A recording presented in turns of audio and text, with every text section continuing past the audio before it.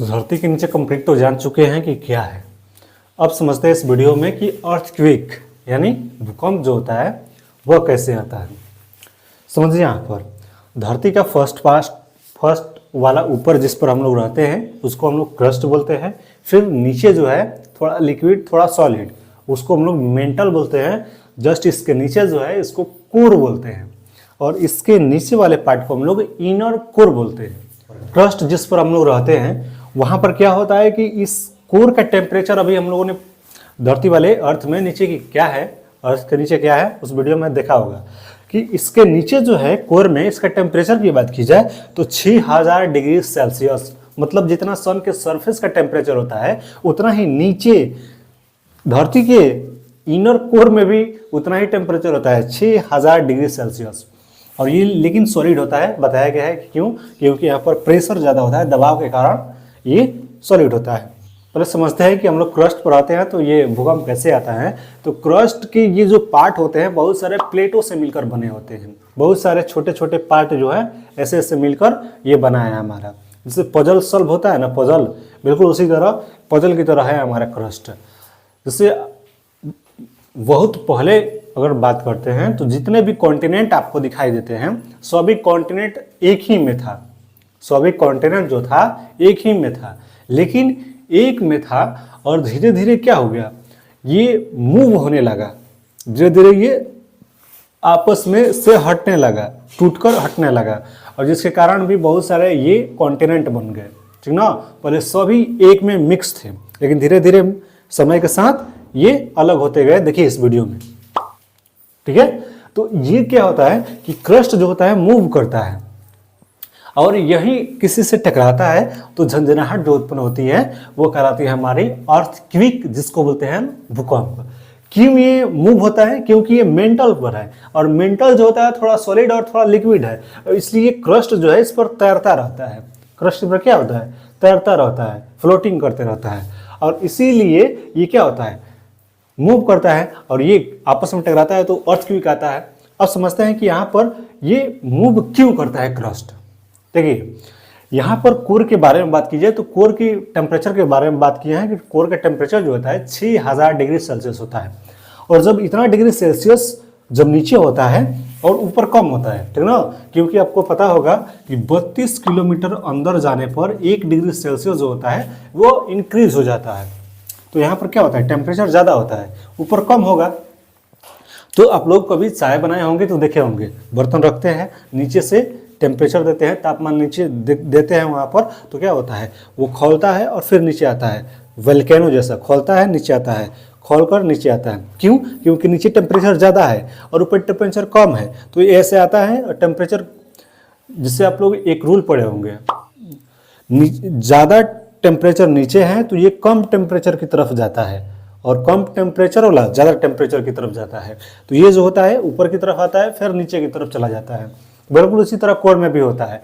क्या होता है, यहाँ पर जितने भी ये लिक्विड अवस्था में जितने भी एलिमेंट होंगे ये क्या होंगे, यहाँ से खोलते हुए ऊपर की तरफ जाएंगे और फिर ऐसा ही ये फैलकर नीचे की तरफ आ जाएंगे, क्योंकि यहाँ पर टेम्परेचर कम होता है और ये थोड़ा क्रस्ट सॉलिड अवस्था में भी है, इसलिए क्या होता है खोलता है और ऐसे नीचे की तरफ आ जाता है, ठीक ना, खोलता है नीचे की तरफ आ जाता है।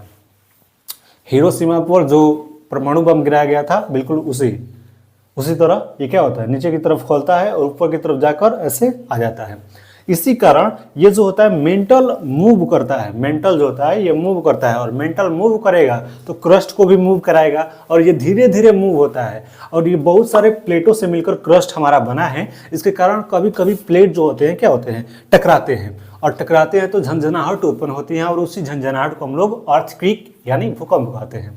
जैसे हमारा ये अभी एक घर में बहुत सारे कमरे होते हैं, तो ये कमरा है और इसका एक दीवार है, ठीक ना, इधर जब भी हम लोग ऐसे करेंगे तो क्या होगा, उधर महसूस होगा। बिल्कुल इसी तरह अर्थ में भी होता है, लेकिन ये इतने छोटे छोटे एरिया में नहीं होता है, बहुत बड़े बड़े, ये छोटा भी प्लेट जो होता है बहुत बड़ा बड़ा होता है, और ये जब आपस में जंप करेगा, जब आपस में टकराएगा तो क्या होगा, झंझनाहट होगी, और ये कभी ज़्यादा कभी कम होती है। और इसी झंझनाहट के कारण, इसी टकराने के कारण ही क्या होता है, वोल्केनो भी आता है, और इसी के कारण माउंटेन का भी निर्माण होता है, ठीक ना। तो ये हमारा है अब सबसे दुनिया का सबसे बड़ा भूकंप की बात की जाए तो कब आया था? 1960 में आया था। कहाँ पर? चिली में। As the most disastrous earthquake year of modern times. Even today, the images, the impact of that 1960 quake in Chile have the power to shock. Thousands are dead. 1/4. Chilli कहाँ पर है? तो दक्षिणी अमेरिका में है chilli, ठीक ना। और ये कितना आया था? तो 9.5 की तीव्रता से आया था।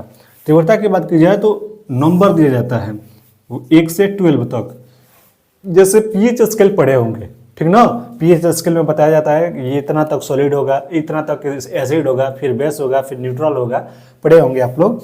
1 से 14 तक होता है ना। 7 न्यूट्रल होता है, ये अम्लीय होता है, एसिड होता है, ये बेसिक होता है, ये पढ़े होंगे। बिल्कुल इसी तरह ये क्या होता है?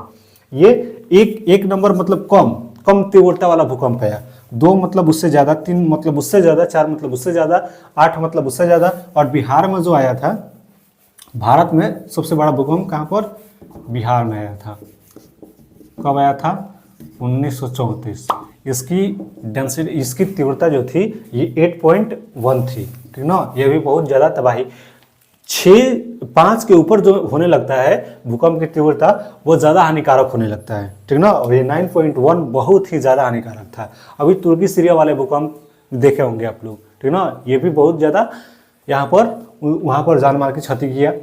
तो ये होता है हमारा भूकंप, अर्थक्वेक होता है। समझ गए? यहाँ पर क्रस्ट जो होता है मूव करता है, मूव करने के कारण कभी भी आपस में जब टकरा जाता है, सट जाता है, वही झनझनाहट जो होती है अर्थक्वेक कहलाती है। और इसको पता लगाने के लिए हम क्या करते हैं? ग्राफ या रिएक्टर स्केल, इससे मापते हैं। कैसे मापते हैं? देखिए, हम लोग लटका कर एक, देखिए इस इमेज को देखिए थोड़ा, ठीक ना। इस पर हम लोग नीचे की तरफ एक पेन लटकाए रहते हैं, ठीक है। जब मूव करती हैं, ये अर्थ मूव करती हैं, तो पेन जो होता है ऐसे ऐसे ऐसे ऐसे करता है, ठीक ना। और ऐसे ही बहुत सारे यंत्र जो है, बहुत सारे, और अगर इंडिया में बात करें तो बहुत सारे जगहों पर लगा दिया जाता है, बहुत सारे जगहों पर लगा दिया जाएगा। फिर वहाँ पर ऐसे कंपन होगा तो हमेशा ये लगा कर रखा जाता है। तो ऐसे ऐसे ऐसे ऐसे वहाँ पर भी होगा, ऐसे ऐसे वहाँ पर भी होगा। तो 3, अगर हम लोग अर्थक्वेक यानी भूकंप को पता करना है तो 3 जगह पर ऐसे मैच कराना होता है कि 3 जगह ऐसे ऐसे नोट हुआ है अगर हमारा, ठीक ना। तो वहाँ से एपी सेंटर ऐसे बनाते हैं। ऐसे यहाँ पर एक सर्कल खींचेंगे, फिर यहाँ पर एक सर्कल खींचेंगे, और फिर यहाँ पर जो है वहाँ पर सर्कल खींचेंगे। जहाँ पर ये मैच हो जाएगा तो उसी को बोलेंगे कि एपी सेंटर यही था। अर्थक्वेक का एपी सेंटर जो था ये था, ठीक ना। ऐसे एपी सेंटर पता किया जाता है भूकंप की, कि ये बोला जाता है ना कि इसकी केंद्र यहाँ थी इस भूकंप की। तो ऐसे जांच किया जाता है भूकंप को। तो चलिए नेक्स्ट वीडियो में समझते हैं वोल्केनो ज्वालामुखी को।